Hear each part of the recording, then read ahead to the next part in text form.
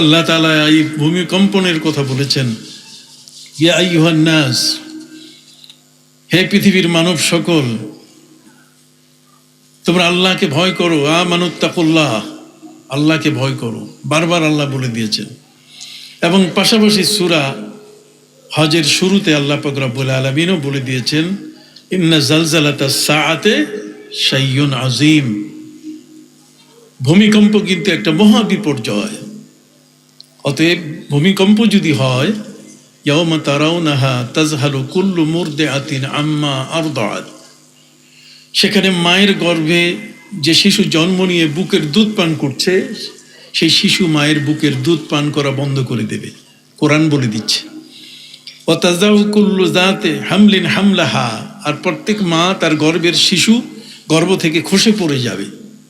আর মানুষগুলো ওয়াতারান নাসা সুকারা, মানুষগুলো মাতাল হয়ে যাবে, কেউ কারো কোনো খবর নিতে পারবে না। জমি জমার ওসিয়ত করা, কারণ আমি কিছু লিখে দেওয়া, ভবিষ্যতে তোমরা ভালো থাকো, তাদেরকে পুরো এই ধরনের পরামর্শ দেওয়া, ফালা ইয়াস্তাতিউনা তাওসিয়াতাও ওয়ালা ইলা আহলিহিম ইয়ারজিউন, ওসিয়তনামাও লিখতে পারবে না, আর নিজের অন্য জায়গায় ঘরে ফিরে যে আসবে অফিস থেকে, মাঠ থেকে, এটাও সম্ভব হবে না। এই মহা প্রাকৃতিক দুর্যোগ এটা আসে 100 বছর পর পর। কত বছর? সবাই বলেন না, কত বছর? 100 বছর। 100 বছর পর পর আল্লাহ তাআলা পৃথিবীতে এক একজন ওলি পাঠান, মুজাদ্দিদ।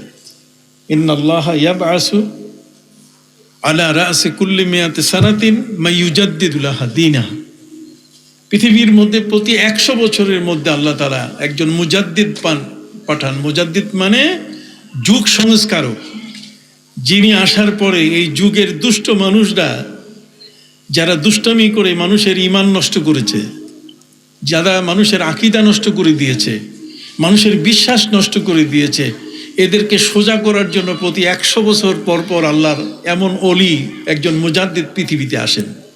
সুবহানাল্লাহ বলেন।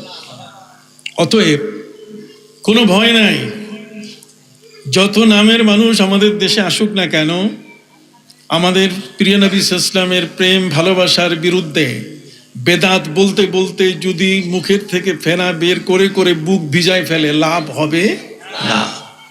কথা বুঝতে পারছেন? লাভ হবে না এই কারণে, যেহেতু 100 বছর পর পর কি এক একজন মুজাদ্দিদ আসতেছেন। সুনানে আবি দাউদের হাদিস, প্রিয় নবী সাল্লাল্লাহু আলাইহি ওয়াসাল্লাম বলেছেন, প্রত্যেক 100 বছর পর পর এই ধরনের একজন মুজাদ্দিদ আসেন। আর যেই মুজাদ্দিদ আসলে পরে, তখন যারা বাতিল, যারা অপপ্রচার করে নবীর প্রেম ভালোবাসাকে ধ্বংস করে দিয়েছে, মানুষের সমাজ থেকে যারা প্রিয় নবী সাল্লাল্লাহু আলাইহি ওয়াসাল্লামের ভালোবাসাকে জীবন্ত কবর দিয়েছে, এই মানুষগুলোকে সোজা করার জন্য, কথা বলেন না, এই মানুষগুলোকে কি করার জন্য? সোজা করার জন্য আল্লাহ তাআলা এমন ব্যক্তিকে পৃথিবীতে প্রেরণ করেন। এক সময়কালে সম্রাট আকবর দ্বীন ইলাহি প্রচার করতে করতে এমন একটি পর্যায়ে নিয়ে গেছিল যে সেখানে নিজের বোনকে বিবাহ করা বৈধ, এই ধরনের মদ পান করা বৈধ, এই বিষয়গুলো প্রচার করেছিল। সেই যুগে তাকে ঠেকাবার মতো কেউ ছিলেন না। সম্মানিত সুধী, এই ধরনের একজন ক্ষমতাধর ব্যক্তি, রাষ্ট্রের এত বড় শক্তিশালী একটা মানুষকে আপনি কেমনে ঠেকাবেন? যার হাতে অস্ত্র আছে, যার হাতে র্যাব আছে, যার হাতে সেনাবাহিনী আছে, যার হাতে সামরিক বাহিনী আছে, পুলিশ আছে, কথা বলেন, তাকে ঠেকাবার মতো ক্ষমতা কার আছে? কিন্তু আল্লাহ পাক রব্বুল আলামিন এমন একজন মুজাদ্দিদ পাঠাই দিলেন, মুজাদ্দিদে আলফে সানি রাহমাতুল্লাহি আলাইহির মতো ব্যক্তি, যে যিনি সম্রাট আকবরের মতো ব্যক্তিকে সোজা করে ফেলেছেন। সুবহানাল্লাহ বলেন। পৃথিবীর মধ্যে নবীর প্রেম ভালোবাসা, নবীর প্রেম এবং ভালোবাসা হলো এমন একটি বিষয়। আপনি আমার কথাগুলো কি শুনতেছেন? আওয়াজ কম হলে দেখি, আমি টেনে একটু আওয়াজটা কাছে নেই। এখন শোনা যায়? এখন শোনা যাচ্ছে? মারহাবা। সম্মানিত সুধী, আমার দেখতে হবে, লোকগুলোকে দেখতে হবে আমার। না দেখলে তো। আজকের মৌলানা শহীদুল্লাহ বাহাদুর এই ধরনের আলিম যারা তৈরি হয়েছে, এক সময় এরা কেউ ছিল না, ছোট বাচ্চা। তখন আমরা ছিলাম মাঠে। কথা বলেন, তখন মাঠে ছিলাম কি? আমরা যদি না থাকতাম তাহলে শহীদুল্লাহ বাহাদুর সাহেবের মতো ব্যক্তিরা আজকে এই মাঠ পেত না। কথা বুঝে গেছে? মাঠ আমরা তৈরি করে রেখেছি, ধরে রেখেছি মাঠ, কারণ আমরা চিরদিন বেঁচে থাকবো না, এই মাঠকে ধরে রাখতে হবে। এই জন্য মোতাবাহের, মুহাক্কিক, আলিমে দ্বীন আমাদের দরকার আছে কিনা? অতএব সেই আলিমগুলো এখন আল্লাহর মেহেরবানি তৈরি হচ্ছে, আমাদের কোনো ভয় নাই।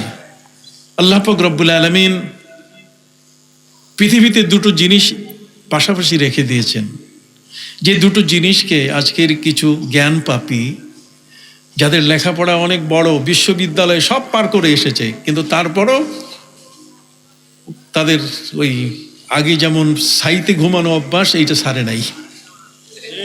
কথা বুঝতে পারছেন? তাদের অবস্থানটা হলো এমন যে নিজেদেরকে বিরাট বিদ্বান তারা জাহির করেন।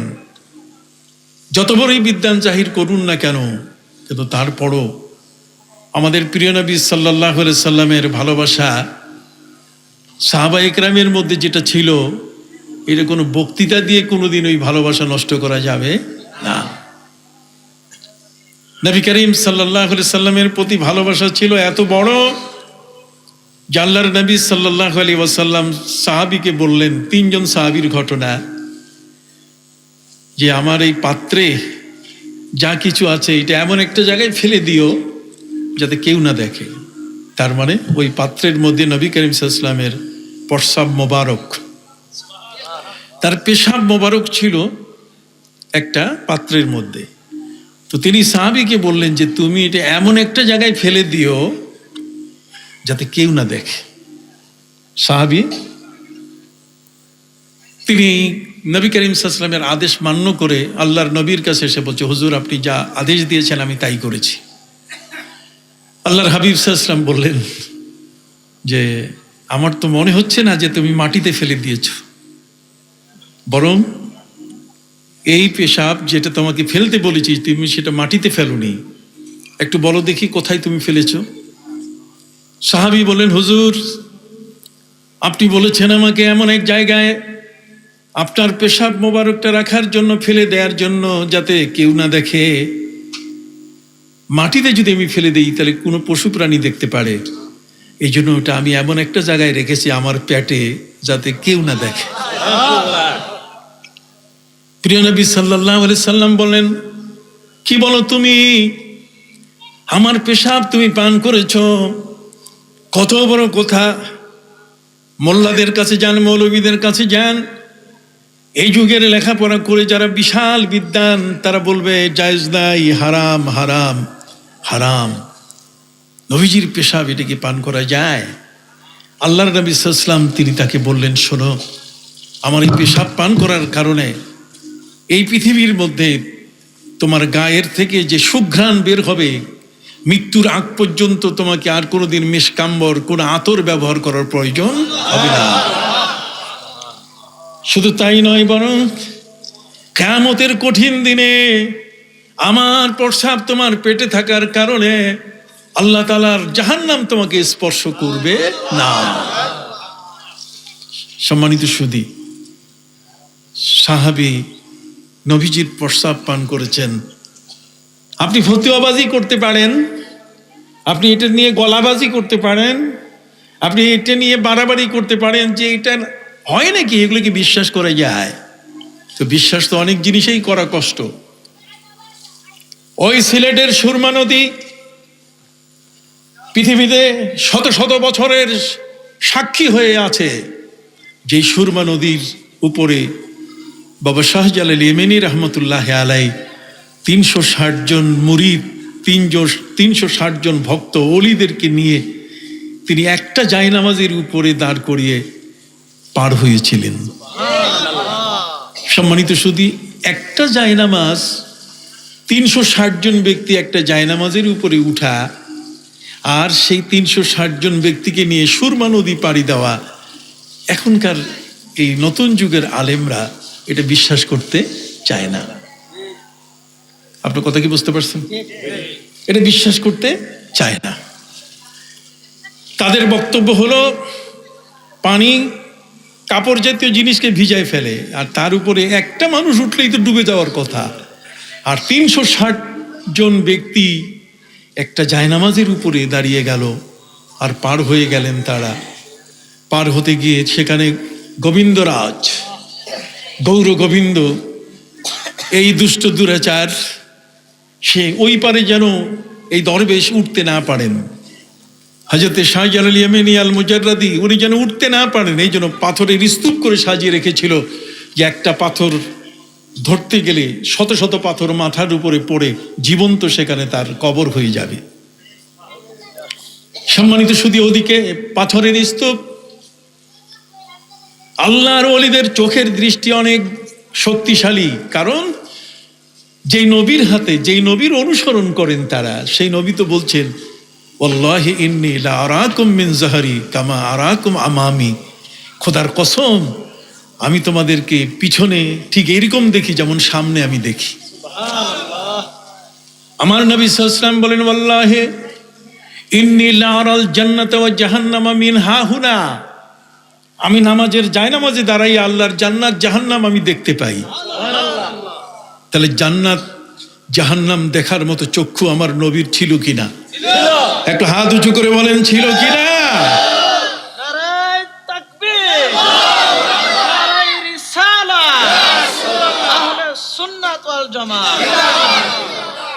যুগের নষ্ট এবং বাতিলপন্থী আকীদা নষ্ট যারা, এই সমস্ত ব্যক্তিবর্গ নিজেদেরকে আলেম হিসাবে পরিচয় দেয়।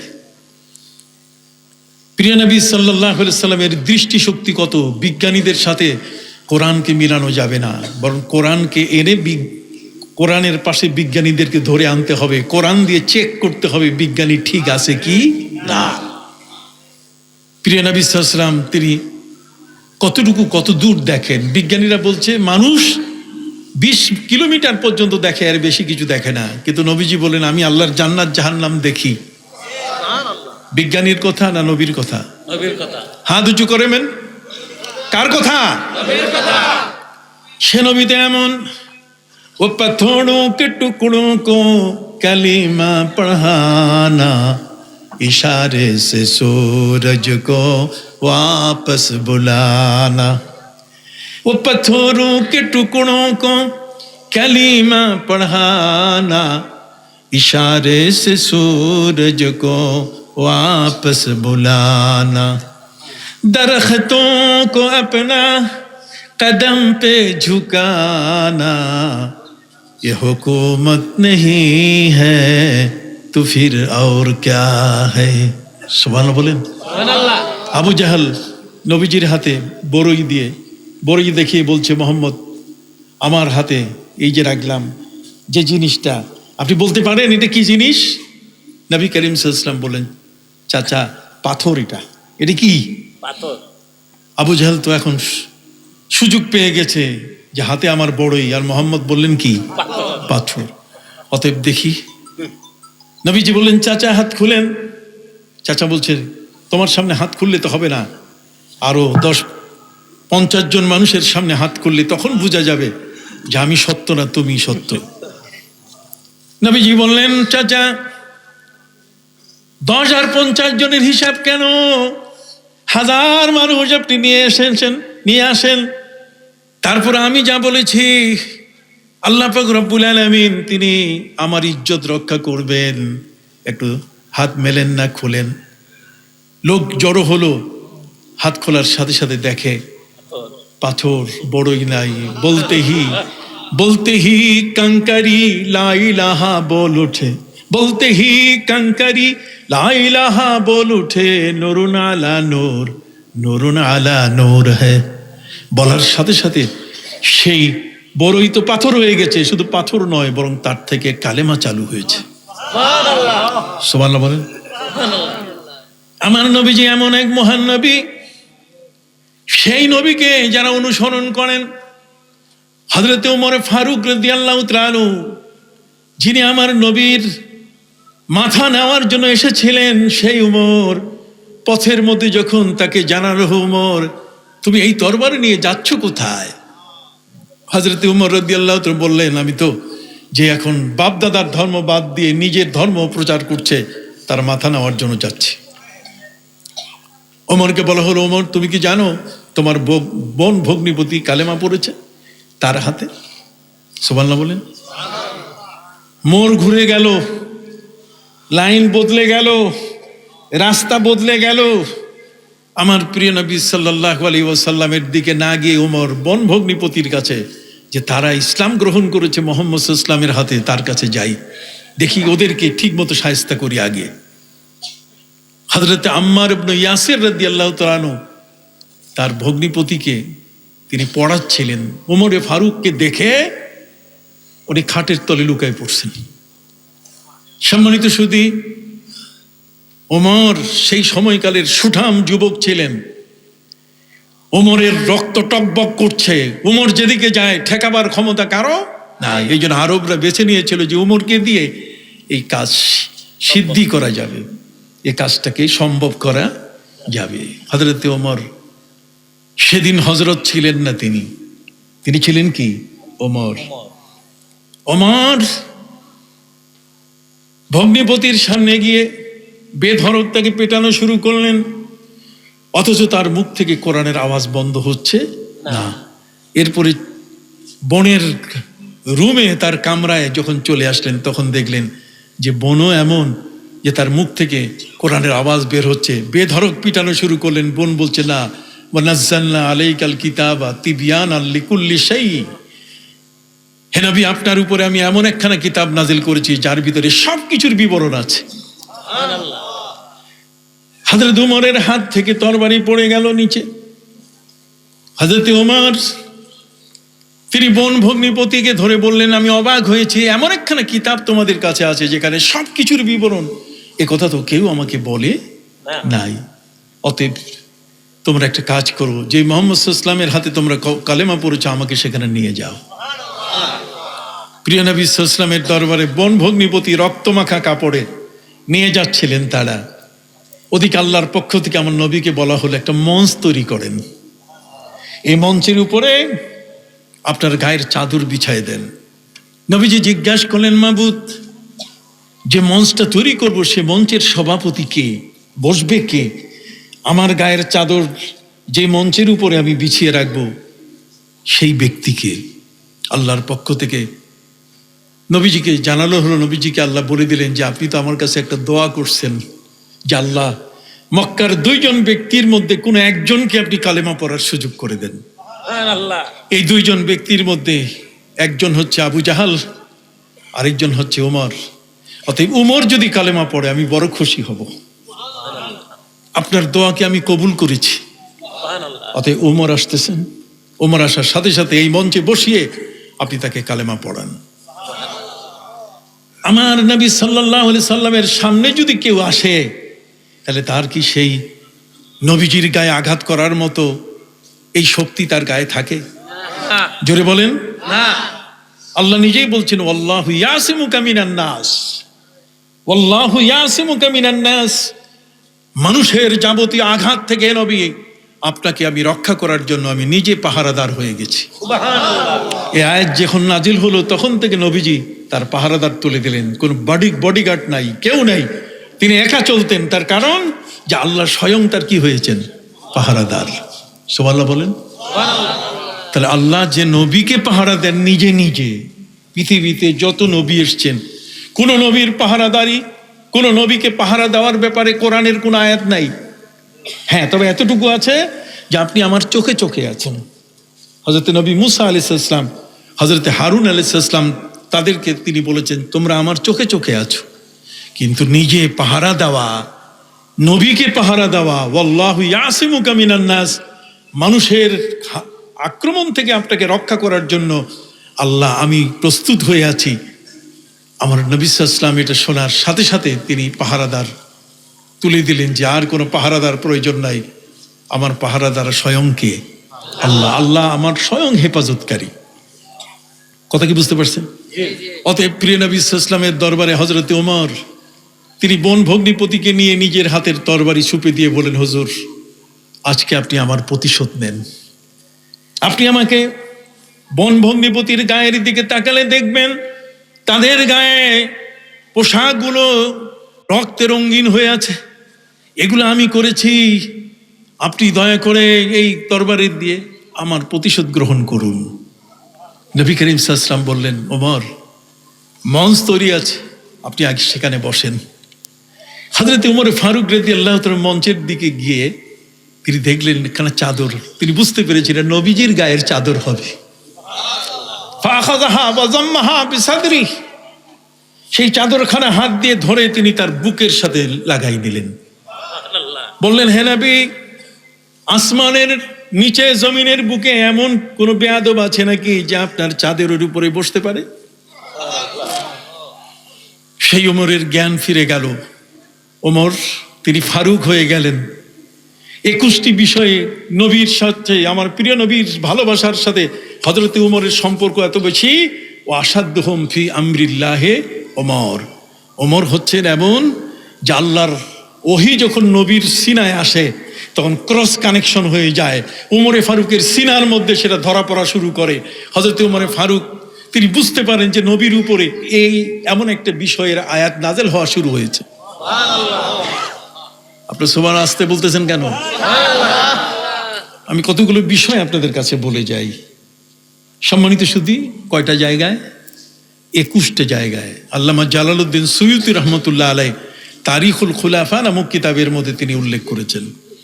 সম্মানিত সুধী, তার মধ্যে একটা বলি, তাতেই আপনি বুঝতে পারবেন। নবীজি কাবা ঘরের চতুর্দিকে তওয়াফ শেষ করে হাজী সাহেবান যারা আছেন তারা মাকামে ইব্রাহিমের সামনে 2 রাকাত নামাজ পড়েন। কথা বলেন। 2 রাকাত নামাজ পড়ার পরে সাফা মারওয়া এই পাহাড়ের মধ্যে তারা সাই করেন, দৌড়দৌড়ি করেন। নবী করিম সাল্লাল্লাহু আলাইহি ওয়াসাল্লাম 7 চক্করে তওয়াফ শেষ করে তিনি সাফা পাহাড়ের দিকে যাচ্ছেন সাই করার জন্য। ঠিক ওই মুহূর্তে হযরতে ওমর রাদিয়াল্লাহু তাআলা আনহু তিনি ব্যারিকেড সৃষ্টি করলেন। নবীজি, আপনি যাচ্ছেন কোথায়? নবীজি বলেন, ওমর আমি তওয়াফ শেষ করেছি, এখন সাফা পাহাড় মারওয়া পাহাড়ের মাঝখানে আমি সাই করব। হযরত ওমর বলেন, হুজুর আপনি এই মাকামে ইব্রাহিমের সামনে 2 রাকাত নামাজ পড়েন। নবীজি বলেন, ওমর তুমি নবী না আমি নবী? কে বলবে বলো, কে নামাজ পড়ার জন্য আদেশ দেবে? আমি আদেশ দিব না তুমি আদেশ দিবে, কোনটা? হযরত ওমর বলছেন, হুজুর মাফ চাই, আমি আর কিছু বলবো না। নবীজি যখন যাবেন তার কদম মোবারক, পা মোবারক যখন উপরে উঠে যাওয়া শুরু করছেন, সাথে সাথে জিবরিল আমিন এসে ব্যারিকেড সৃষ্টি করে বললেন, হুজুর 2 রাকাত নামাজ পড়েন, আপনার সাফায় এখন যাওয়া হবে না। আল্লাহ আপনাকে আদেশ দিয়েছেন, ওয়াত্তাখিজু মিন মাকামি ইব্রাহিমা মুসাল্লা। মাকামে ইব্রাহিম যেটা, এর সামনে 2 রাকাত নামাজ পড়তে হবে। দেখেন নবীর কাছে যে আয়াতটা আসতেছে এটার ক্রস কানেকশন আগে হয়ে গেছে কার সিনায়? হযরতে উমরের সিনায়। ওয়াজ বুঝতেছেন কিনা জানি না। উমরের সিনায়। কেন? যে উমর তার ভালোবাসার মধ্যে কোনো প্রকার ত্রুটি রাখেন নাই। এই বর্তমান সময়কালে আলেমদের বক্তৃতা শুনলে দেখলেই মনে হয় মুনাফিকি কথা, সকালে এক কথা বলে বিকালে আরেক কথা বলে, কথাবার্তা ঠিক নাই।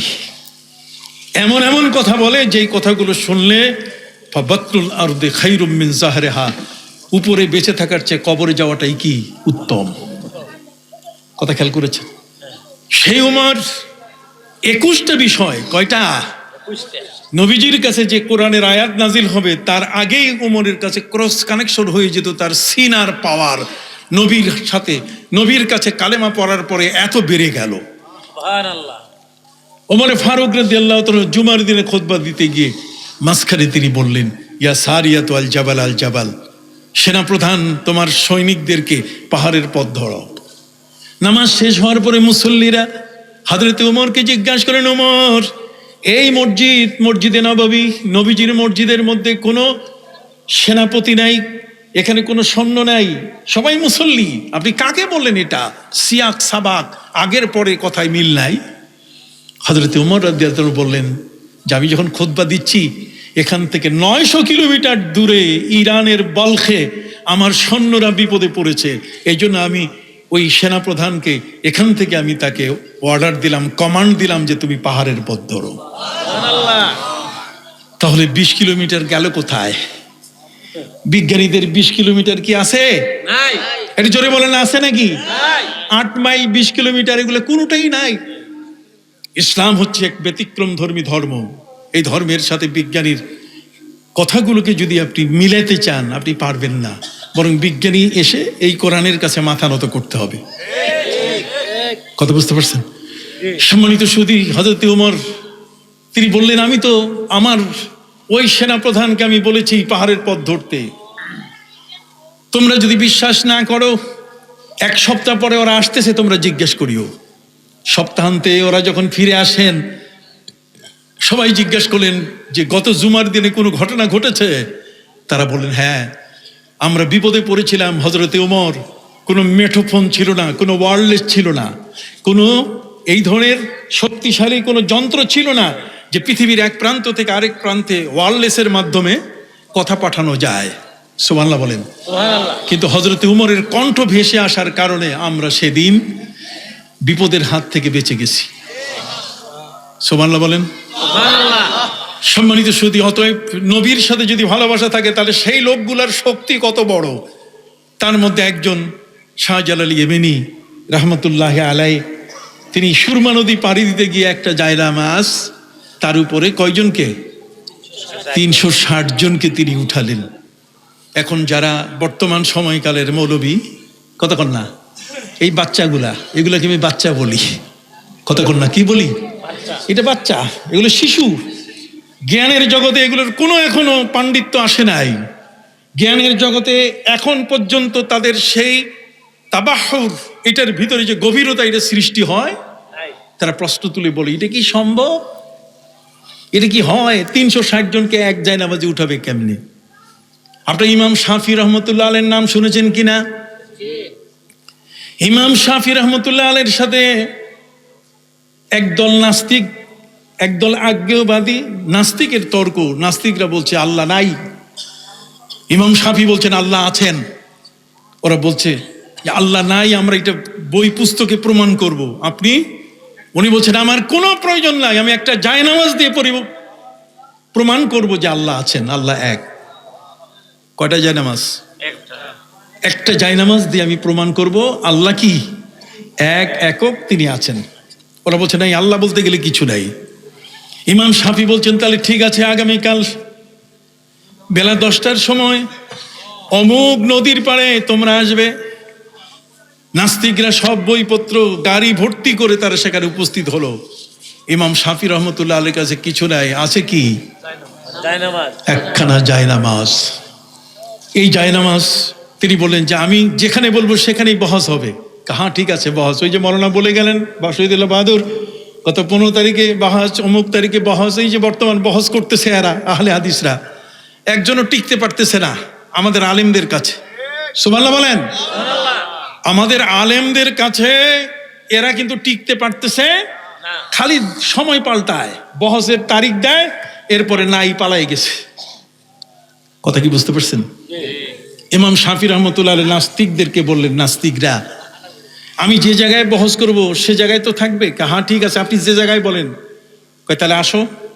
ওনার জায়নামাজখানা নদীর পানির উপরে বিছাই দিলেন। নদীর পানির উপরে বিছিয়ে দিয়ে ইমাম শাফি রহমতুল্লাহ আলাইহি জায়নামাজের উপরে দাঁড়িয়ে গেলেন। জায়নামাজকে হুকুম করলেন, জায়নামাজ তুমি এই দরিয়া নদীর মাঝখানে নিয়ে যাও। জায়নামাজ নৌকার মতো ভাসতে ভাসতে ইমাম শাফি রহমতুল্লাহ আলাইহিকে নিয়ে গেল নদীর মাঝখানে, গভীর পানির উপরে। ইমাম শাফি নাস্তিকদেরকে ডাকতেছেন যে আসো, এই জায়গায় আল্লাহ প্রমাণ করব আল্লাহ আছেন কিনা। সুবহানাল্লাহ বলেন। পৃথিবীতে আলেমরা কোনোদিন এদের ভয় করে নাই। সম্মানিত সুধী বন্ধুরা আমার, হযরতে শাহজালাল ইয়েমেনি রহমতুল্লাহ আলাইহি 360 জন ব্যক্তিকে, ভক্ত মুরিদকে, যাদেরকে তিনি অলি বানিয়েছিলেন, কতক্ষণ এই 360 জন অলি এক জায়নামাজের উপরে দাঁড়িয়েছে, এরা এটা অসম্ভব মনে করছে। আপনি জানেন আমার নবী করিম সাল্লাল্লাহু আলাইহি ওয়াসাল্লামের যুগে হযরতে সাদ, নাম কি? আবার বলেন কে? হযরত সাদ যখন ইসলাম প্রচার করতে করতে পারস্য সাগরের পাশে চলে গেলেন, পারস্য সাগরের পাশে যাওয়ার পরে হযরত সাদ রাদিয়াল্লাহু তাআলা আনহুর সাথে, এই সাহাবীর সাথে আরো যারা সাহাবী ছিলেন, ঘোড়সওয়ার, ঘোড়ার পিঠের উপরে সওয়ার, সবাই মিলে হযরত সাদকে বললেন, সাদ আপনার এখন উদ্দেশ্য কি? আমরা তো ইসলাম প্রচার করতে করতে পারস্য সাগরের প্রান্তে চলে আসছি। আছে না আমাদের বঙ্গোপসাগর? তো এরকম পারস্য সাগরের প্রান্তে চলে আসছি, এখন বাকিটা সাগর, সাগরের ওই পারে আফ্রিকার কালা মানুষগুলো, এখন আপনার ইচ্ছা কি? উনি বলছেন, আমরা এখন ওদের কাছে ইসলাম প্রচার করার জন্য যাব।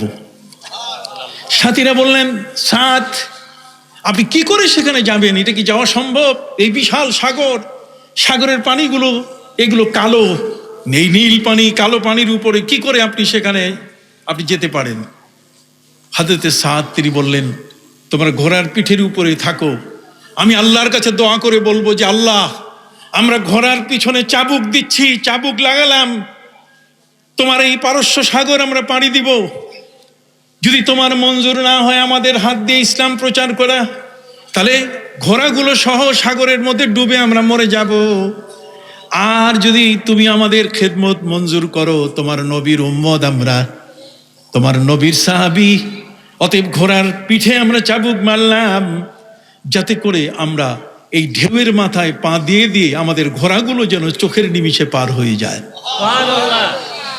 সাগরের ঢেউয়ের উপরে পা রেখে চোখের পলকে হযরত সাদ রাদিয়াল্লাহু তাআলা আনহু তার সঙ্গীরা সবাই কি হলেন? পার হলেন। এটা কি জাদু? আপনি কথা বলছেন না? এটা কি জাদু? এটা জাদু না, এটা হচ্ছে আমার নবীর প্রতি সাহাবীর ভালোবাসা। আমি কথা বলবো কিছু, আপনি শুনবেন, আপনি এগুলো জানা দরকার, নাহলে মাথা নষ্ট করে দিবে। কথা বুঝতে পারছেন? এরা আমাদের মাথা নষ্ট করতে পারে না, এই জন্য ভয় করে আমাদেরকে অনেক বেশি। হযরত সাদ রাদিয়াল্লাহু তাআলা আনহু নিমিষে পার হয়ে গেলেন সাথীদের নিয়ে। আল্লামা ইকবাল এর উপরে কবিতা লিখলেন। কি লিখলেন? আল্লামা ইকবাল তিনি লিখেছেন, দশত দশত হ্যায় দরিয়া ভি ন ছোড়ে हमने, दश्त दश्त है दरिया भी न छोड़े हमने, बाहर जुल्मत पे दौड़ा दिए घोड़े अपने। উনি বললেন যে আমরা হিমালয় পর্বতের বাধা মানি নাই, হিমালয় পর্বতকে ছেদ করে আমরা ওপারে গিয়ে ইসলাম প্রচার করি, সেই জাতি আমরা। অতএব আমরা আটলান্টিক, ভূমধ্য সাগর আর পৃথিবীর কোন সাগরকে আমরা পরোয়া করি। দশত দশত হ্যাঁ দরিয়া ভি না ছোড়ে हमने, আমরা হিমালয় পর্বত যেমন ছাড়ি নাই, হিমালয় পর্বতের বাধা যেমন আমাদের ইসলাম প্রচারে বাধা দিতে পারে নাই, ঠিক এমনি করে আমরা সমুদ্র জয় করেছি। আর সমুদ্র জয় করতে গিয়ে সমুদ্রের ঢেউয়ের উপরে আমাদের ঘোড়াগুলোকে চাবুক মেরে ছেড়ে দিয়েছি, আর সেগুলো ওই সমুদ্রের কালো পানির ঢেউয়ের উপরে পা রেখে রেখে চটচট করে টকটক করে তারা চোখের নিমিষে পার হয়ে গেছে। পার হওয়ার পরে হযরত সাদ রাদিয়াল্লাহু তাআলা আনহু সাথীদেরকে বলেন, সাথীরা তোমরা তো মনে করেছো নৌকা ছাড়া, বিশাল ফেরি ছাড়া, বড় বড় ধরনের জাহাজ ছাড়া এগুলো পার হওয়া বড় কঠিন, তোমরা পার হয়েছে কিনা? নবীজির উসিলায় তো পার হয়েছি। তার উম্মতের এমন পরিচয় যে হুনাইনের যুদ্ধে সাহাবীরা বলছেন, ইয়া আইয়াতুহাল হাশারাত উখরুজু মিনহা। হুনাইনের যুদ্ধে সাহাবায়ে কেরাম যখন থাকার জায়গা পাচ্ছিলেন না, তখন জঙ্গলে গেলেন। কোথায়? জঙ্গলে। জঙ্গলে যাওয়ার পরে তারা বললেন, ইয়া আইয়াতুহাল হাশারাত, রে জঙ্গলের হিংস্র প্রাণীরা, উখরুজু মিনহা, তোমরা এই বন ছেড়ে দাও, জঙ্গল ছেড়ে দাও। নাহনু মিন আসহাবি রাসূলিল্লাহি সাল্লাল্লাহু আলাইহি ওয়াসাল্লাম, আমরা নবীজির সাহাবী, আমরা আজকে থাকবো, অতএব তোমরা বের হয়ে যাও। হিংস্র প্রাণীরা বাঘ, বাঘিনী, সিংহ, শাবককে নিয়ে, সাপ তার ডিমকে নিয়ে, বিচ্ছু, মশা সবগুলো ওই হুনাইনের সময় জঙ্গল থেকে সবগুলো বের হয়ে গেছিল। নবীর সাহাবীরা সেখানে আরাম করেছিলেন। তাহলে নবীর সাহাবীকে চিনে কিনা? আরো জোরে বলেন, চিনে কিনা? অতএব সম্মানিত সুধী, হযরত জাবের রাদিয়াল্লাহু তাআলার নাম শুনেছেন কিনা আপনারা? টোটকা কয়েকটা কথা বলে দেই অল্প সময়।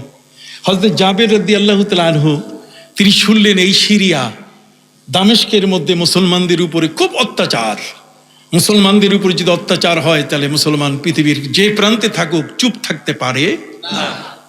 হযরত জাবের রাদিয়াল্লাহু তাআলা আনহু তিনি 300 জন ঘোড়সওয়ার রেডি করে এই সিরিয়ার দামেস্কে মুসলমানদের পক্ষে তাদের সহযোগিতা করার জন্য সুদূর মদিনা থেকে রওনা হয়ে চলে আসলেন। কিন্তু আসার পরে এই দামেস্কে ঢোকা বড় কঠিন। দামেস্কের পাশ দিয়ে প্রত্যেকটি পৃথিবীর শহর কোনো না কোনো নদীর পাশে, জোরে বলেন কোনো না কি নদীর পাশে। যেমন চট্টগ্রাম কর্ণফুলী নদীর পাশে, কতক্ষণ, কুমিল্লা গোমতী নদীর তীরে, ঢাকা বুড়িগঙ্গা নদীর তীরে, আপনার খুলনা রূপসা নদীর তীরে, রাজশাহী পদ্মা নদীর তীরে, কতক্ষণ না, নারায়ণগঞ্জ কুশিয়ারা নদীর তীরে। তাহলে প্রত্যেকটি পৃথিবীর মধ্যে যে কোনো শহর কোনো না কোনো একটা নদীর কিনারে, নদীর কি কিনারে। দামেস্ক হচ্ছে সিরিয়ার গা ঘেঁষা, সিরিয়া শহরের রাজধানীর গা ঘেঁষা একটা শহর, কথা বুঝতে পারছেন? এখন এই নদীটার নাম হলো তাইগ্রিস নদী, এটার আরবি নাম হলো দাজলা। নাম কি? দাজলা নদী। এই দাজলা নদী বিশাল, এত চওড়া যেটা সহজে পার হওয়া যায় না, এটা খরস্রোতা, তার মানে এত স্রোত বেশি যে সোজা পার হওয়া যায় না। হযরত জাবের রাদিয়াল্লাহু তাআলা আনহু তিনি তার 300 জন সঙ্গীদের নিয়ে যখন তাইগ্রিসের সামনে আসলেন, এত বড় নদী পারাপার বন্ধ, কোনো কেউ যেন পার হতে না পারে, দামেস্কের খ্রিস্টানরা সবকিছু বন্ধ করে দিয়েছে। সম্মানিত সুধী, হযরত জাবের রাদিয়াল্লাহু তাআলা আনহুকে তার 300 জন সাথী জিজ্ঞেস করলেন যে জাবের, পারাপারের তো কোনো ব্যবস্থা নেই, এখন কি ফিরে যাব না পার হব, কোনটা? হযরত জাবের রাদিয়াল্লাহু তাআলা বললেন, শুনুন, আপনারা পার হবেন কিনা, নদী পার হবেন কিনা, ফিরে যাবেন কিনা, এ ব্যাপারে আমার কোনো বক্তব্য দেওয়ার ক্ষমতা নাই, বরং আমাকে 1 মিনিটের সময় দেন, 1 মিনিটের মধ্যে আমি চক্ষু বন্ধ করব। এই 1 মিনিটের মধ্যে চক্ষু বন্ধ করলে মদিনার নবীর সাথে আমার দেখা হয়ে যাবে। কুল ইন কুনতুম তুহিব্বুনাল্লাহ ফাত্তাবিউনি ইউহিব্বুকুমুল্লাহ। প্রিয় নবী সাল্লাল্লাহু আলাইহি ওয়াসাল্লামের সাথে দেখা হয়ে যাবে। আমি নবীর কাছে আরজি পেশ করব যে এই তাইগ্রিস নদী পার হব না ফিরে যাব, এটা নবীজি বলবেন। আপনি দেখেন তো আকীদা কোন জায়গায় গিয়ে উঠছে, বিশ্বাস কত বড় শক্তিশালী, কতক্ষণ না। এই জন্য আমি বলে থাকি প্রায় যে আকীদা হলো এটা বাতাস, অক্সিজেন, অক্সিজেন না হলে যেমন মানুষটা বাঁচে না, আকীদা ছাড়া ঈমান বেঁচে রাখা সম্ভব না। আকীদা হলো পানি, পানির অপর নাম কি? জীবন। অতএব পানি না হলে যেমন বাঁচা যায় না, আকীদা না হলেও ঈমান রক্ষা করা যায় না। খেয়াল করছেন কথাটা? আকীদা এমন একটা জিনিস। অতএব হযরত জাবের রাদিয়াল্লাহু তাআলা আকীদা হলো যে আমি নদী পারাপারের ব্যাপারে কোনো সিদ্ধান্ত দিতে পারবো না, আমাকে সময় দেন, আমি 1 মিনিটের জন্য, বেশি সময় নয়, 1 মিনিটে চক্ষু বন্ধ করব। চক্ষু বন্ধ করলে এই চোখের দ্বারা হাজার হাজার কোটি কোটি মাইল দূরে দেখা যায়। ফাইন্নাহা লা তা'মাল আবসার ওয়ালাকিন তা'মাল কুলুবুল্লাতী ফিস সুদূর। যদি অন্তরের চক্ষুটা যদি বন্ধ হয়ে যায় তাহলে তার পক্ষে আর ভালো কিছু করার সুযোগ নাই। সম্মানিত সুধী, হযরত জাবের রাদিয়াল্লাহু তাআলা তিনি চক্ষু বন্ধ করলেন, চক্ষু বন্ধ করে তিনি খুলে বললেন, নবীজি নির্দেশ দিয়েছেন ফেরা যাবে না, মুসলমান কোনোদিন পিছনে ফিরে না। কেমন? কবি বলেছেন, हम तो मुसलमान हैं पीछे हटने वाले नहीं, हम तो मुसलमान हैं पीछे हटने वाले नहीं, सीने हैं सामने सरनगू करने वाले नहीं। আমরা মুসলমান কোনোদিন পিছনে আমরা যাইতে, পিছনে পালাইতে আমরা জানি না। আমাদের সিনা, আমাদের বুক সামনে, বুকের মধ্যে আমরা গুলি নিতে পারি, কথা কন না, কিন্তু আমরা কখনো পালাতে পারি না। সুবহানাল্লাহ বলেন। সুবহানাল্লাহ। হযরত জাবের রাদিয়াল্লাহু তাআলা বললেন 300 জন সাথীকে তোমরা ঘোড়ার উপরে সওয়ার। নবীজি বলেছেন তাইগ্রিস নদীর উপরে ঘোড়াগুলো চালাই দিতে। দেখেন তো কত বড় বিশ্বাস। নদী আর নদীর পানির উপরে ঘোড়া উঠাই দিয়া পারাপার, এক আজব জগৎ, এ আজব ধর্ম, এক নবীর আজব মহব্বত, নবীর একটা আজব ভালোবাসা। সেই ভালোবাসাটা এটা যদি না হয় তাহলে মিলাদুন নবী আপনি পড়বেন কেমনে? ইয়া নবী সালাম আলাইকা দিতে গিয়ে তখন কোমর সোজা হবে না, শ্বশুর আসলে আব্বা আব্বা একেবারে খারাপ, আর নবীর সালাম আসলে তাসলিমা আর তানমিল্লি তাজিম, কথা কন না? সম্মানের জন্য আমার চেয়ারম্যান সাহেব আসলে আমি দাঁড়াই, আমার এমপি সাহেব আসলে আমি দাঁড়াই, আমার ডিসি সাহেব আসলে আমি দাঁড়াই, কি বলেন ঠিক না? আমার শিক্ষা অফিসার যখন আসে আমি কি দাঁড়াই, আমার ওস্তাদ আসলে আমি দাঁড়াই, আমার শাশুড়ি আমার শ্বশুর আসলে আমি কি দাঁড়াই। স্পাইনাল কর্ড, মেরুদণ্ড একটাও আর বাঁকা থাকে না, পুরা কি সোজা। জাতীয় সঙ্গীত দাঁড়ায় দাঁড়ায় পড়ি, আর নবীর নামে ইয়া নবী সালাম আলাইকা পড়লে বেদাত বেদাত, মানে আর দাঁত নাই। এই জন্য তাদের বিপক্ষে আমি একটা বই লিখেছি, বেদাতের অপব্যাখ্যা। 450 পৃষ্ঠার একটা বই আছে আমার, বেদাতের কি অপব্যাখ্যা। তারা বেদাতটাকে অপব্যাখ্যা করেছে, তারা কত বেদাত করতেছে। বেদাতের শেষ আছে বিশ্ব ইজতেমা, এটা কি বেদাত না? বুখারী শরীফের খতম, এটা কি বেদাত না? কতক্ষণ না লম্বা হবে, আলোচনা লম্বা হবে, আমি সেদিক যাচ্ছি না। যে বিষয়টা আমি আপনাদের বোঝাতে চাচ্ছি সেটা হলো হযরত জাবের রাদিয়াল্লাহু তাআলার সঙ্গী কতজন? 300 জন। সবাই বলেন কি? 300 জন সঙ্গী নদীর পানির উপরে ঘোড়াগুলো চালিয়ে দিবে। পৃথিবীর এক আজব বিজ্ঞান ফেল, পৃথিবীর মাথার মানুষের মাথা এখানে সব গোল্লা, কিচ্ছু নাই, সব শেষ। বিশ্বাসটাকে এমন একটা আসনে বসাতে হবে, নবীর ভালোবাসাটাকে এমন একটা পর্যায়ে আনতে হবে যে আমি বিজয়ী হব। আমি কি হব? বিজয়ী হব। ঠিক তাই হয়েছে। হযরত জাবের রাদিয়াল্লাহু তাআলা আনহুর কথাকে 300 জনই বিশ্বাস করে ঘোড়ার পিঠের উপরে চাবুক দিয়ে বলেন চল সামনে। বলার সাথে সাথে চোখের নিমিষে টাইগ্রিস নদী, দাজলা নদী পার হয়ে গেল। সুবহানাল্লাহ। আল্লামা ইকবাল লিখেছেন, আয়ে মৌজ দাজলা, আয়ে মৌজ দাজলা, তু ভি পহচানতি হ্যায় হামকো, अब तक तेरा दरिया अफसाना खा है हमारा। এমন তো মৌলভী সাহেবরা উর্দু কইতে পারে না, ফার্সি বলে না, কথা বল না। আপনাদের কষ্ট হচ্ছে নাকি বাবা? আমি একটা অসুস্থ মানুষ, আমি আপনাদের আগেই বলেছি, কথা বুঝতে পারছেন? আয়ে মৌজ দাজলা, মৌজ মানে ঢেউ, মৌজ মানে কি, আর দাজলা মানে টাইগ্রিস নদী। আল্লামা ইকবাল বলছেন, আয়ে মৌজ দাজলা, রে টাইগ্রিসের ঢেউ, তু ভি পেহচানতি হ্যায় হামকো, তুমি আমাদেরকে চিনো যে আমরা কোন নবীর উম্মত, আমরা কার উম্মত। হযরত সাফিনা, নবী করিম সাল্লাল্লাহু আলাইহি ওয়াসাল্লামের সাহাবী, তিনি বলছেন আমি ব্যবসা করি, আমি এই নদীর পাড় থেকে ওই নদীর বন্দরে আমি মালামাল নিয়ে যাই। একবার নৌকা ভর্তি মাল নিয়ে আমি সন্ধ্যার পরে রওনা করেছি। নদীর মাঝখানে যখন আমার নৌকা, তখন এমন একটা ঝড়ো বাতাস হলো, আমার নৌকাটা উল্টাই দিল, মালামাল সব পানিতে তলিয়ে গেল। আমি বাঁচার উপায় নাই, এত বেশি ঢেউ ছিল যে আমার নৌকাটা তছনছ হয়ে গেল ভেঙে। আমি একটা তক্তাকে সাথে নিয়ে কোনো মতেই আমি সাঁতরাইয়া কিনারে যাওয়া শুরু করলাম। তখন অন্ধকার, চাঁদের মিটিমিটি আলো দেখা যায়। আমি যখন কিনারে গিয়ে পৌঁছলাম, কিনারে গিয়ে পৌঁছার পরে দেখি কি, ফিহে আজিবতুম মিনাল আসাদ, সেখানে বেশ কয়েকটা বাঘ দাঁড়িয়ে আছে। কতক্ষণ না কি দাঁড়িয়ে আছে? এখন আমি ভয় হয়ে গেল যে আমি এখন এখানে যদি উঠি তাহলে বাঘ আমাকে কি শিকার করে ফেলবে। অতএব বাঘের যদি শিকার হই তাহলে তো আমি শেষ।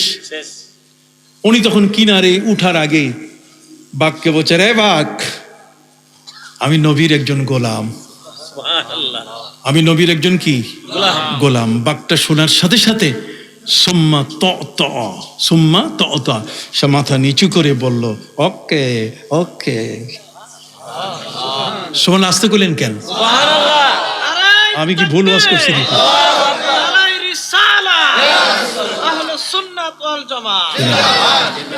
ওকে ঠিক আছে, কোনো অসুবিধা নাই। উনি বলছেন, তার ত দেখে আমি উপরে উঠলাম, তাকে ডাক দিলাম, ইয়া আবুল হারেস। বাঘের নাম হচ্ছে আবুল হারেস, এর ডাক নাম, প্রত্যেকের একটা নিক নাম, ডাক নাম আছে না?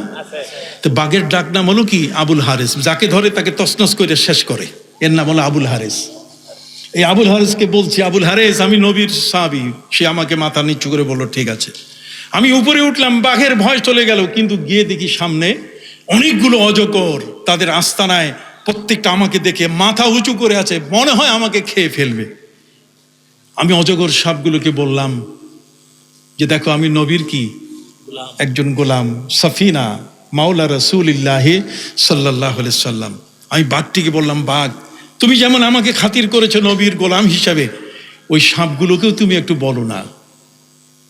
এরপরে বাঘটা সোম্মা ইউহাম হেমো, সে এমনভাবে ডুকরিয়ে উঠলো, ডুকরিয়ে উঠার পরে আওয়াজ দিয়ে এমনভাবে মাথা দিয়ে আমাকে ঠেলা দিল, সেই ঠেলায় সাপের আস্তানার থেকে আমি কয়েকশো হাত দূরে পড়ে গেলাম। সুবহানাল্লাহ। বাঘটা আমাকে মাথা নিচু করে নবীজিকে সালাম পৌঁছানোর জন্য বলল। তার নবীকে বাঘ ভালোবাসে, আমরা ভালোবাসতে পারি কিনা? ভালোবাসবেন কেমনে? ইয়া নবী সালাম আলাইকুম তো কমই সোজা হয় না, এইখানেই তো ফেল, এই জায়গায় তো আপনি কি ফেল, এই জায়গায় তো আপনি সোজা হয় না, বে জায়গায় সোজা হয় কিন্তু জায়গা মতো কি সোজা হয় না। কথা বুঝতে পারছেন? সম্মানিত সুধী বন্ধুরা আমার, হযরত ইউলা ইবনে মুররা রাদিয়াল্লাহু তাআলা তিনি বলছেন, কুন্না ফি সাফারি মান নবী সাল্লাল্লাহু আলাইহি ওয়াসাল্লাম, নবী করিম সাল্লাল্লাহু আলাইহি ওয়াসাল্লামের সাথে সফরে ছিলাম আমরা। নবীজি একটা গাছের নিচে ঘুমিয়ে পড়লেন। সুম্মাস্তাজাল্লান নবী সাল্লাল্লাহু আলাইহি ওয়াসাল্লাম ফানামা, তিনি ঘুমিয়ে পড়লেন। আমরা দেখলাম ফাজাআতিল শাজারাতু মিন আসলিহা ফাখারাজাতিস শাজারাতু মিন আসলিহা, একটা গাছ মূল শেকড় সহ, শেকড়গুলো সহ উপরে উঠে মানুষ যেমন হাঁটে এরকম হাঁটতে হাঁটতে নবীর কাছে চলে আসলো। সুবহানাল্লাহ। গাছটা এসে নবীজিকে পাতা দিয়ে ডাল দিয়ে আদর করলো। গাছটা যখন চলে গেল তার নিজের জায়গায়, নবীজি ঘুম থেকে উঠলেন। আমরা তাকে বললাম, হুজুর এই যে দেখলাম ওই গাছটা, এটা এইভাবে এসে এই কাজ করলো। নবীজি বলছেন, ইন্নাহা শাজারাতুন ইস্তাজানাত রাব্বাহা, এই গাছটা আল্লাহর কাছে দোয়া করেছিল যে ও আমাকে একটু আদর করতে চায়। আল্লাহ তাআলা তার এই ভালোবাসাটাকে তিনি কবুল করে নিয়েছেন, যে কারণে সে তার মূল শেকড় সহ উপরে উঠে মানুষের মতো পায়ে হেঁটে হেঁটে আমার কাছে এসছে। সুবহানাল্লাহ বলবেন না? তাহলে এটার সাথে বিজ্ঞানের কোনো মিল আছে? নাই। আছে কি? নাই। কোনো মিল নাই। এই যে ভূমিকম্প সম্বন্ধে বিজ্ঞানীরা কত কথা কয়, আমি তো আজকে ইচ্ছা ছিল আমি ভূমিকম্পের উপর আপনাদের সামনে কথা বলবো, কি বলেন ঠিক কি না? কিন্তু যেহেতু পবিত্র ঈদে মিলাদুন নবী সাল্লাল্লাহু, আপনার বলবেন যে হুজুর মনে সাবজেক্ট জানে না। না না, হুজুর এ যাবো তো এইটা দিতে দিতে এই পর্যন্ত আসছে। কথা বুঝতে পারছি? আমি আমার ভাইদের খেদমতে আরজ করতে চাই, ওই শাহজালাল ইয়ামানী রহমতুল্লাহ আলাইহি 360 জন শাগরেদ নিয়ে তিনি জায়নামাজ, একটা জায়নামাজের উপরে উঠেছেন। ইমাম শাফি যদি জায়নামাজের উপরে উঠে নদীর মাঝখানে যাইয়া নাস্তিকদেরকে ডাক, আসো এইখানে বহস করব, ওরা বলছে আর লাগবে না, আল্লাহ আছে, এটা বুঝতে পারছি। তাহলে এখানে কি হবে?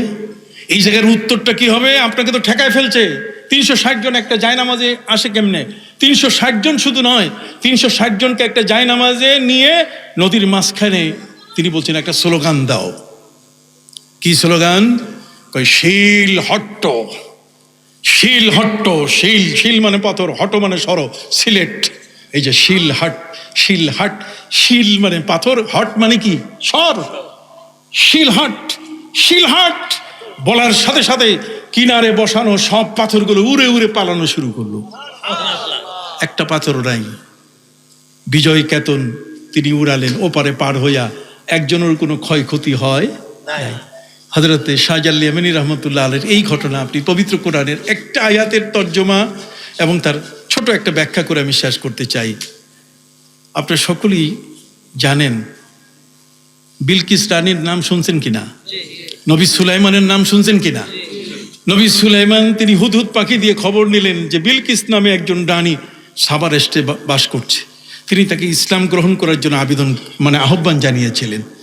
সম্মানিত সুধী, বিলকিস রানী যখন নবী সুলাইমানের দেশের মধ্যে ঢুকে তখন দেখে যে বর্ডার থেকে রাজধানী পর্যন্ত মণিমুক্তা দিয়ে রাস্তা বাঁধানো। সুবহানাল্লাহ বলেন। রাস্তা কি?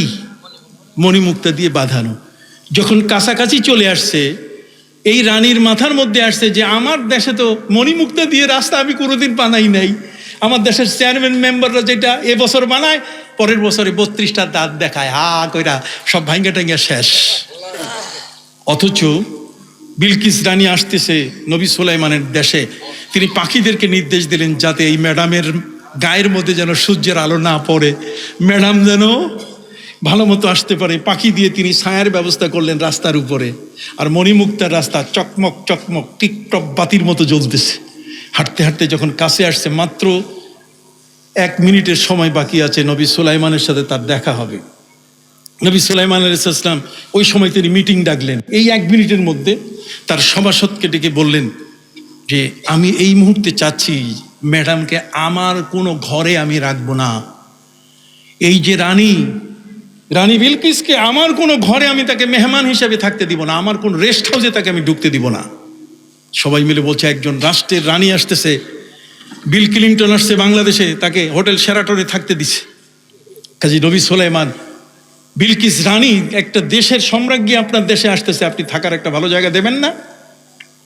নবী সুলাইমান আলাইহিস সালাম বলছেন পরিষ্কার কথা, আমার কোনো রেস্ট হাউস, কোনো বাংলো, কোনো হোটেল, কোনো কিছুই আমি তার জন্য দিব না। কয় তাহলে কি করবেন?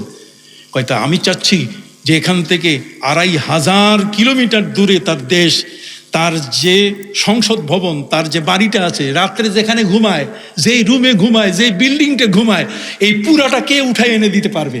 কে আনতে পারবে বলো? 1 মিনিট সময় আছে, আমি আমার রেস্ট হাউসে তাকে শুইতে দিব না। সুবহানাল্লাহ। সুবহানাল্লাহ। আমি আমার রেস্ট হাউসে তাকে আমি থাকতে দেব না। তোমরা কে আছো এনে দিতে পারো, সময় কিন্তু নাই। قال عفريت من الجن أنا آتيك به قبل أن تقوم من مقامك। নবী সুলাইমান, আপনি চেয়ার থেকে উঠতে বসতে যতটুকু সময় লাগবে, ওর পুরা সংসদ ভবন, তার বালাখানা, তার বাড়ি, তার কোর্ট কাচারি, তার শোয়ার রুম, তার বিল্ডিং, বালাখানা সব আমি উপস্থিত করব। চেয়ার থেকে উঠতে আর বসতে যত সময় লাগে। সুবহানাল্লাহ।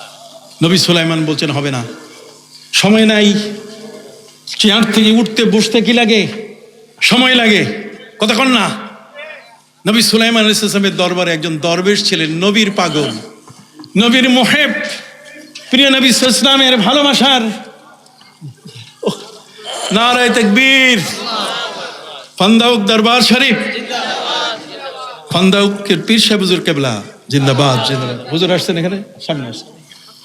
সম্মানিত সুধী, আমি তো আগেই বলেছি, বারবার বলতেছি যে আমি অসুস্থ মানুষ। কি বলেন, ঠিক না? এই দলিলগুলো আপনার কি পছন্দ হয়? হয়। কতক্ষণ না হয়। আর পছন্দ হবে না মানে আমি কি নিজের বানাই বলতেছি নাকি? এগুলো তো শিখে শিখে আমার বক্তারা বক্তৃতা দেয়। সম্মানিত সুধী, নবী সুলাইমান আলাইহিস সালাম তিনি বললেন সময় নাই, চেয়ার থেকে উঠতে বসতে অনেক সময়, অতএব তার চেয়ে কম সময় কে এনে দিতে পারবে? নবী সুলাইমান আলাইহিস সালামের দরবারে একজন দরবেশ ছিলেন, নবীর মহব্বত, নবী সুলাইমানকে ভালোবাসতেন। নবী সুলাইমানের ভালোবাসা তার অন্তরে ছিল। নবী সুলাইমান যে ওজিফাগুলো শিখাই দিয়েছেন সেগুলো পড়ে। কতক্ষণ? উনি বলে উঠলেন যে হুজুর আমি এড়ে দিতে পারবো, চোখের পলক মারতে সময় লাগবে না তার আগে। সুবহানাল্লাহ। قال الذي عنده علم من الكتاب أنا آتيك به قبل أن يرتد إليك طرفك। আপনার দিকে নজর পড়ার আগে, চোখের পলক মারার আগে আমি এনে দিব। নবী সুলাইমান বলেন আনো দেখি। বলার সাথে সাথে পুরা বিল্ডিং, বালাখানা, তার সংসদ ভবন, একে পুরা কোর্ট কাছারি, এই দরবেশ তিনি তার ফু দিয়ে হাজির করে এনেছেন। সুবহানাল্লাহ। এই দরবেশের মধ্যে নবীর মহব্বত ছিল। জোরে বলেন কি ছিল? নবীর। তো নবীর মহব্বত যদি না থাকে তাহলে উম্মে আইমান নবী করিম সাল্লাল্লাহু আলাইহি ওয়াসাল্লামের পেশাব পান করেছেন। মহব্বত যদি না থাকে, হযরতে মালিক ইবনে সিনান উহুদের ময়দানে নবীজির দান্দান মোবারক শহীদ হওয়ার পরে রক্ত পড়ছে, উনি রক্ত মাটিতে পড়তে দিচ্ছেন না পাথরের গায়ে। পাথরের গায়ে নবীর রক্ত পড়লে কিয়ামত হয়ে যাবে, ভূমিকম্প হয়ে যাবে, এই পাহাড় মাটি কিচ্ছু টিকবে না। এই জন্য তিনি সেইগুলো হাত দিয়ে মুছে মুছে পান করা শুরু করলেন। এখন তো আপনি জায়েজ না জায়েজের ফতুয়াতে আছেন। কতক্ষণ না আপনি আছেন জায়েজ না জায়েজের কি ফতুয়া। আপনার ছোট্ট বাচ্চাটা জন্ম নেওয়ার পরে, আপনার এই প্রথম বাচ্চা, এর আগে আপনি সন্তানের বাবা হতে পারেন নাই, কতভাবে আল্লাহ তাআলা আপনাকে আপনার দোয়া কবুল করে কোলে নেওয়ার মতো একটা শিশু দিয়েছেন। ওই শিশুর মুখে তার যে নেটা পড়ে, মুখ দিয়ে যে লোল পড়ে, লোলগুলো মুখের ভিতরে যায় না, কথা কয় না, হ্যাঁ এখন কি ডাক্তারের প্রেসক্রিপশন অনুযায়ী আপনি বলবেন যেটা পয়জন আছে এখানে মুখে নেওয়া যাবে না? তো এরকম বহু পয়জন তো বহু মানুষের মুখে আসে, তারপরে তো মুখ লাগায়, কতক্ষণ না, তারপরও কি মুখ লাগায়। তাহলে ভালোবাসার মধ্যে পয়জন বলতে গেলে পয়জন কিছু না। হযরত মালিক ইবনে সানান, তিনি নবী করিম সাল্লাল্লাহু আলাইহি ওয়াসাল্লামের রক্ত মোবারক এক বিন্দু পরিমাণ পাথরের পড়তে দেন নাই, তিনি সবগুলো মুখ থেকে, দান্দার মোবারকের পাশ থেকে, চোয়াল থেকে নিয়ে তিনি পুরোটা নিজের পেটে গ্রহণ করেছেন। তিনি বললেন মালিক ইবনে সানান, তিনি হলেন হযরত আবু সাঈদ খুদরি রাদিয়াল্লাহু তাআলার পিতা। হযরত আবু সাঈদ খুদরি রাদিয়াল্লাহু তাআলার বাবা তিনি। হযরত মালিক ইবনে সানানকে নবীজি বললেন যে যতদিন বেঁচে থাকবে তোমার গায়ের থেকে মেশকাম্বরের ঘ্রাণ বের হবে, তোমার আতর মাখা লাগবে না। তাহলে নবীর প্রতি ভালোবাসা এইটা যদি না থাকে, তাহলে সেই লোকটাকে জীবনে কোনোদিন আপনি নিতে পারবেন না যে কেয়াম একটু দাঁড়াইয়া নবী সালাম আলাইকা কন, কতক্ষণ না, সেই লোকটাকে আপনি কোনোদিন ওই কবর জিয়ারত করতে নিলে সে বলবে বেদাত, ওর চোখটাই হয়ে গেছে বেদাত। কাজে এই চোখটা পরিবর্তন করতে গেলে প্রতি 100 বছর পর পর আল্লাহ তাআলা একজন মুজাদ্দিদ পাঠান, মুজাদ্দিদে আলফে সানির মতো, ওই বড় বড় সেই সম্রাট আকবরের মতো ঘাড় তেরা, কতক্ষণ না, এই রাজা বাদশাগুলোর ঘাট ধরে ধরে সোজা করে দিতেন। কুতুবউদ্দিন কাকি বক্তের খিলজির একটা ঘটনা বলবো? কুতুবউদ্দিন কাকি বক্তের খিলজি হলেন খাজা মঈনুদ্দিন চিশতি আজমিরি রহমতুল্লাহ আলাইহির, তিনি খলিফা। তার 2 খলিফা, বেশি প্রসিদ্ধ একজন হচ্ছেন সেলিম চিশতি। কি নাম? সেলিম চিশতি। সেলিম চিশতি এটা বাদশাহ আকবরের পীর ছিলেন। সম্রাট আকবরের পীর হলেন কে? সেলিম চিশতি। এই জন্য সম্রাট আকবরের যখন সন্তান তার স্ত্রীর গর্ভে আসে, তখন তিনি পীরের বাড়িতে পাঠাই দিয়েছিলেন যে একটা ভালো জায়গায় যেন আমার সন্তানটা জন্ম নেয়। জন্ম নেওয়ার পরে সেই সন্তানের নাম রাখছেন পীরের নামে। এই জন্য সম্রাট আকবরের প্রথম ছেলের নাম কি? সেলিম। নাম কি? সেলিম। সেলিম মানে পীরের নামে নিজের ছেলের নাম রাখছে। আর এখন ওই বেয়াদব বলে যে আমি গেছিলাম আমার এক হুজুরের কাছে, আমাকে জিজ্ঞাসা করছে তোমার নাম কি? আমার নাম হুসাইন। না, হুসাইন নাম রাখা যাবে না, হুসাইন শিয়ারা ব্যবহার করে, অতএব তুমি তোমার নাম আরেকটা রাখো, তুমি বরকতুল্লাহ রাখো বা অমুকটা রাখো। নাম কইলাম না, কথা বুঝেন নেই? অথচ আমার নবী হুসাইন নাম রেখেছেন। আমার নবী কি শিয়া ছিলেন? একটু হাত উঁচু করে বলেন না, আমার নবী কি শিয়া ছিলেন? আমার নবী শিয়া ছিলেন না। সাহাবা ইকরাম হুসাইন নাম ধরে ডাকছেন, তারা কি শিয়া ছিলেন না? তাহলে কি এরা কি প্রচার করতে চায়, কি বলতে চায় আমরা কি বুঝি না? মাথা কি শূন্য আমাদের? কি মনে করো এটা কি কিছু নাই? সম্মানিত সুধী, অতএব খবরদার, এই বাংলার মাটিতে আল্লাহর ওলিরা এসে নবীর প্রেম সৃষ্টি করে দিয়েছেন। আল্লাহর ওলিদের মাধ্যমে আমরা পেয়েছি নবীর ভালোবাসা। এখানে এরা দুর্গম গতিতে এখানে ছুটে এসেছেন। রাজা বাদশাহ তাদের হাতে তরবারি ছিল, তাদের তরবারি তার ভয় পান নাই। এদেশের প্রতিটি বিন্দুতে বিন্দুতে তারা সেজদার ব্যবস্থা করে দিয়েছেন। সেই আউলিয়াদের তোমরা আজকে ধ্বংস করতে চাও, তাদের মাজার ভাঙ্গো, কথা কর না, তাদের দরবারকে তোমরা ধ্বংস করো, নিজেরা ধ্বংস হয়ে যাবে, তোমরা নিজেদেরকে বাঁচাতে পারবে না। কথা কি বুঝতে পেরেছ? অতএব সম্মানিত সুধী, হযরতে নবী সুলাইমান আলাইহিস সালামের দরবারে যিনি চোখের পলকে 2500 কিলোমিটার দূরে রানী বিলকিস রানীর এত বড় সিংহাসন, তার বালাখানা, তার কোট কাচারি চোখের পলকে এনে দিলেন, কতক্ষণ না। তাহলে সেই তুলনায় হযরতে শাহজালাল ইয়ামানী রহমতুল্লাহ আলাই সুরমা নদী পার হতে গিয়ে তিনি জায়নামাজ বিছাই দিয়েছেন। সেখানে 60 জন মানুষ, 360 জন মানুষ চড়া, এটা তো সাধারণ জিনিস, এটা তো সাধারণ জিনিস। নবী সুলাইমান আলাইহিস সালামের সামনে যখন হাজির হয়ে গেল বিলকিসের সিংহাসন, নবী সুলাইমান আলাইহিস সালাম তিনি বললেন যে আমি রানীর সাথে কিছুক্ষণ কথা বলি, আর এই ফাঁকে তোমরা কালার করে দাও, রং বদলাই দাও, পুরা বিল্ডিং এর রং বদলাই দাও। সব জিন জাতি সেকেন্ডের মধ্যে কোটি কোটি জিন একসাথে, যত বার্জার পেইন্ট, কত করে রং যত আছে সব দিয়ে পুরা চেহারা চেঞ্জ। এখন ম্যাডামকে শোয়াইতে হবে, ম্যাডামকে আরামের বিছানা দিতে হবে, 2500 কিলোমিটার দূর থেকে আসছে। তো ম্যাডামকে বলা হলো, ম্যাডাম তার প্রোটোকল যারা দিচ্ছেন, তার এপিএস যারা আছে তাদেরকে বলছেন, তারা বলছে যে চাবি দেন, কোন হোটেলে উঠবো? তো বলছে যে এই এই যে হোটেলটা দেখা যায়, এই যে বাড়িটা দেখা যায়, এইটাতে ম্যাডাম উঠবে। কোথায় চাবি দেন? কয় চাবি আমাদের কাছে নাই, চাবি ম্যাডামের ভ্যানিটি ব্যাগে আছে। কোথায় আছে? ম্যাডামের কোথায় আছে? ভ্যানিটি ব্যাগে। তার মানে উনি যে ওই যে তালা বন্ধ করে আসছেন, চাবিটা তো তার ভ্যানিটি ব্যাগে আছে। ওরা অবাক হয়ে গেল যে বেইজ্জতির তো সীমানা আছে। আমরা এত দূর থেকে আসলাম, 2500 কিলোমিটার দূরে, আপনারা আপ্যায়ন করতে ত্রুটি করেন নাই, মণিমুক্তা দিয়ে রাস্তা বানালেন, আর পাখি দিয়ে ছায়ার ব্যবস্থা করলেন, আর শেষে আপনারা আমাদেরকে এইভাবে, মানে ওই যে কপালে লাথি পায় কি সালাম। তার মানে অর্থ হলো যে আমরা আপনাদের কাছে এখন বেইজ্জতি হব।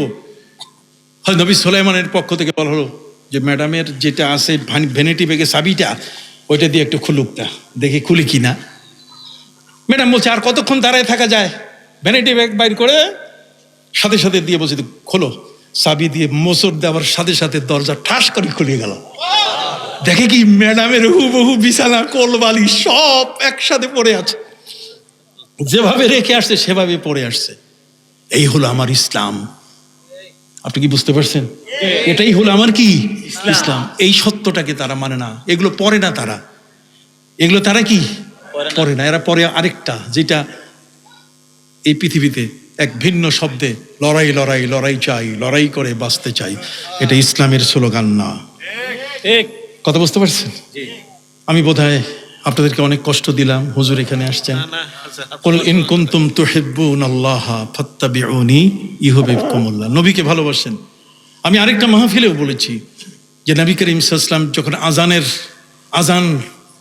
আজান কিভাবে হবে, লোকগুলোর জমাতে আসবে কিভাবে। কেউ বললেন ঘন্টা বাজায়, কয়টা খ্রিস্টানরা বাজায়, কেউ বলছে লাঠি, একটার পর একটা লাঠি আমরা আওয়াজ করে মানুষগুলোকে নামাজের জন্য ডাকি। কেউ বলছেন আগুন জ্বালাই, বলা হচ্ছে এটা আগুন পূজারীদের কাজ। সেদিন সব পোস্টপন্ড হয়ে গেল। নতুন করে আগামীকালের সিদ্ধান্ত। রাতের বেলায় হযরত আব্দুল্লাহ ইবনে যায়েদ ইবনে আব্দুস সাল্লাম ইবনে আব্দে রাব্বি, তিনি স্বপ্নযোগে দেখলেন যে একজন বাঁশুরিওয়ালা বাঁশুরি নিয়ে আসছে, কথা কর না, আর সে বাঁশি বাজাচ্ছে। তখন সাহাবী হযরত আব্দুল্লাহ ইবনে যায়েদ ইবনে আব্দে রাব্বি, তিনি বলেন ভাই বাঁশিটা বিক্রি করবে? কয় কি করবে বাঁশি দিয়ে? কয় আমরা মুসল্লিদেরকে নামাজের জন্য মসজিদে ডাকবো। উনি বললেন যে না, বাঁশি দেওয়া যাবে না মসজিদের কাজে, বরং আমি কতগুলো শব্দ শিখাই দেই।